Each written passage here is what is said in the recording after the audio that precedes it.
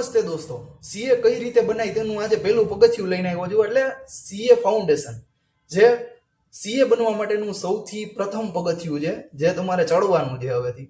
બરોબર, તમે 12 પાસ કરીને આવ્યા છો, ગ્રેજ્યુએશન કરીને આવ્યા છો, જે કરીને આવ્યા છો, બરોબર. અને ખાસ મહત્વની વાત એ છે કે જો તમે 12મું પાસ કરીને આવ્યા હોય તો ઘણાને એવું હોય કે મારે 80% આવ્યા, 90% આવ્યા. એ બધો તમારો ભ્રમ છે ને ભાઈ, એ બધો સાઈડમાં મૂકી દેજો. ઘણા એવા છે ભાઈ જે 50%, 52% લઈને આવ્યા છે, એને મૂંઝાવાની જરૂર નથી. બરોબર, અહીંયા આવેલ છે. તમારી કેપેસિટી હોવી જોઈએ, તમારું હાર્ડવર્ક હોવું જોઈએ. બરોબર, તમે પાસ થઈ જાઓ, મારી ગેરંટી. હવે આગળ સીએ બનવા માટેનું પહેલું પગથિયું છે ને સીએ ફાઉન્ડેશન છે. બરોબર, આની મોરે તમને કીધું ને હવે કહું છું. અને સીએ ફાઉન્ડેશનની અંદર ટોટલ છે ને 4 સબ્જેક્ટ આવે. એની અંદર પહેલો આવે પ્રિન્સિપલ ઓફ એન અકાઉન્ટિંગ, બીજો સબ્જેક્ટ આવે બિઝનેસ લો. આ સબ્જેક્ટ છે એ બધા માટે નવો સબ્જેક્ટ હોય છે, તો આની અંદર વધારે ધ્યાન દેવું. અને વધારે પડતા સ્ટુડન્ટ સીએ ફાઉન્ડેશનની અંદર ફેલ થતા હોય લોની અંદર, તો આપણે એવું ધ્યાન રાખવું કે આપણે લોની અંદર ફેલ ન થાય, અને આપણે લોની અંદર વધારેમાં વધારે મહેનત કરવી. અને જો ભાઈ ખાસ ગુજરાતી મીડિયમમાંથી આવતા હોય ને એવા માટે કે ઇંગ્લિશ તમારું સ્ટ્રોંગ કરી લેજો. હરવે હરવે થઈ જાય. જ્યાં ક્લાસીસ તમે રાખશો એ હરવે હરવે તમારી ઇમ્પ્રૂવ સ્કિલ કરશે ઇંગ્લિશની. બરોબર, હું ખુદ એવો જ માણસ હતો જ્યારે મને ઇંગ્લિશ નહોતું આવડતું. હરવે હરવે હરવે હરવે ફાવી. બરોબર, એટલે એવું કંઈ હોય નહીં. ગુજરાતી મીડિયમમાંથી આવ્યા કંઈ બીવાની જરૂર નથી. બિઝનેસ લોની અંદર તમારી પકડ પહેલેથી રાખજો, દરરોજનું દરરોજ રીડિંગ રાખજો. અને ત્રીજો સબ્જેક્ટ છે ક્યુએ, એટલે એની અંદર તમારે ટોટલ 3 સબ્જેક્ટના પાર્ટ પડશે. એની અંદર 40 માર્કની અંદર તમારે પૂછાશે મેથ્સ, 20 માર્કની અંદર એલઆર એટલે કે લોજિકલ રીઝનિંગ. લોજિકલ રીઝનિંગ એટલે આપણા વડવાળા જે આપણે ઉખાણા પૂછતા ને, બરોબર, કે તારા માસીનો છોકરાનો છોકરો તારો શું થાય. બરોબર, જેને ખબર પડી ગઈ હોય એ બધા કોમેન્ટ કરી દેજો. હવે ઉખાણા જે પૂછતા ને એ બધા ઉખાણા ઇંગ્લિશની અંદર પૂછાવાના છે. બરોબર છે. અને ત્રીજો સબ્જેક્ટ છે સ્ટેટિસ્ટિક છે, જે બધા 12માની અંદર તમે ભણીને આવ્યા છો એ જ છે, ખોટું મૂંઝાવાની જરૂર નથી. અને ચોથો સબ્જેક્ટ છે ઇકોનોમિક્સ. બરોબર, ઇકોનોમિક્સની અંદર 2 પાર્ટ પડે છે, માઇક્રો અને મેક્રો.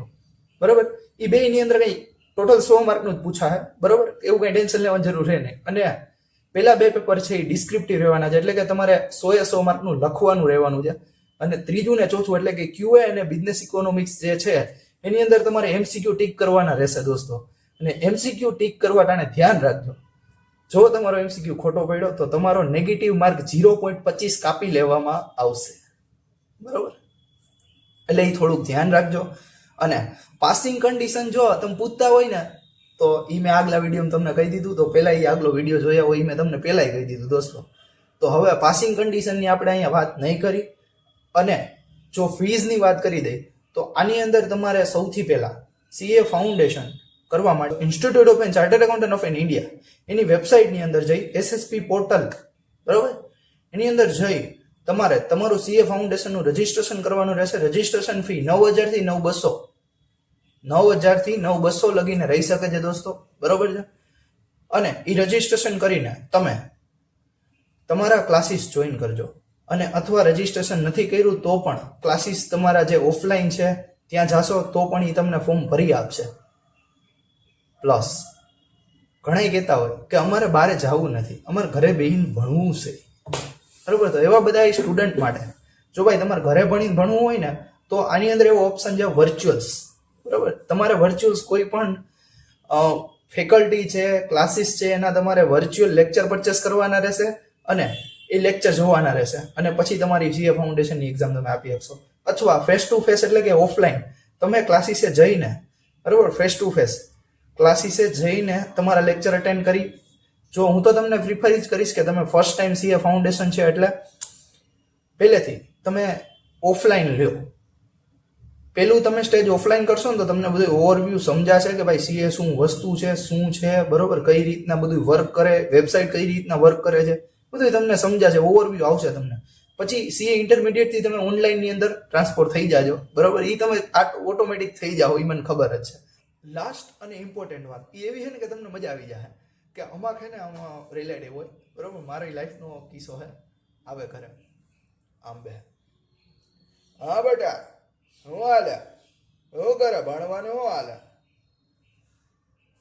કાંઈ નહીં સીએ કરવું. હા સીએ કરે છે એમ ને, કઈ કોલેજમાં કરસ એને કેમ સમજાવવા કે સીએ ની કોલેજ ન હોય. બરાબર દોસ્તો, હવે મળશું નવા આવા ઇન્ટરેસ્ટેડ સીએ ઇન્ટરમીડિયેટના વિડીયો સાથે.